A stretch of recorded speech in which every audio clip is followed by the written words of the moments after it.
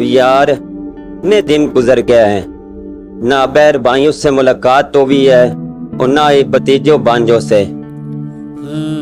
हाँ, वक्त तो वाकई बहुत गुजर गया है। मैं सोच रहा हूँ कि कल सबको दोपहरी खाने पे बुला लो, सब एक साथ होंगे तो अच्छा लगेगा। आप ऐसा करना, कल अच्छे से खाना बना लेना। ओके, बना दूंगी।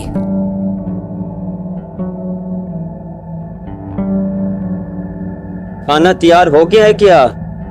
मेरे घर वाले 1 घंटे बाद पहुंच रहे हैं। नहीं बनाया। वैसे भी तुम्हारे घर वाले कोई गैर थोड़ी हैं, जो कुछ है वही खा लेंगे। क्या तुमने कल क्यों नहीं बताया कि खाना नहीं बनाओगे? इसमें परेशान होने वाली कौन सी बात है? अपने घर वालों को फोन करके माजरत कर लो, वो लोग अपने ही तो हैं, वो क्यों माइंड करेंगे। बेटा, तुम्हारा शोहर कहाँ है? नजर नहीं आ रहा। वो तो अभी बैर गए हैं। बैर?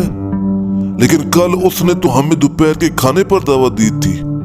ये कैसे हो सकता है कि वो दावत देकर खुद ही बैर चला जाए? तुमने मुझे बताया क्यों नहीं कि आज मेरे घर वालों ने आना है? मेरे घर वाले हो ये तुम्हारे, क्या फर्क पड़ता है? सब अपने ही तो हैं। प्लीज, अब मैं हाथ जोड़कर कहती हूँ, कुछ ले आओ। घर में कुछ नहीं है खाने को। मैं तो अभी बहुत दूर हूँ, और वैसे भी ये तुम्हारे अपने ही लोग हैं, कोई जहर थोड़ी है।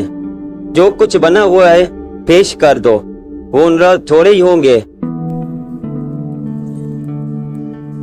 आज मैंने एक बहुत बड़ा सबक सीखा है कि अपने और दूसरों के घर वालों में फर्क करना हमेशा नुकसान ही पहुंचाता है। बिल्कुल बेटा, इज्जत सबकी बराबर होनी चाहिए, चाहे वो अपने हों या दूसरे के। दोस्तों, इस कहानी का मकसद ये है कि घर वालों की इज्जत करें, चाहे अपने हों या शरीक हयात के। एहतराम देने से ही मोहब्बत और सुकून मिलता है।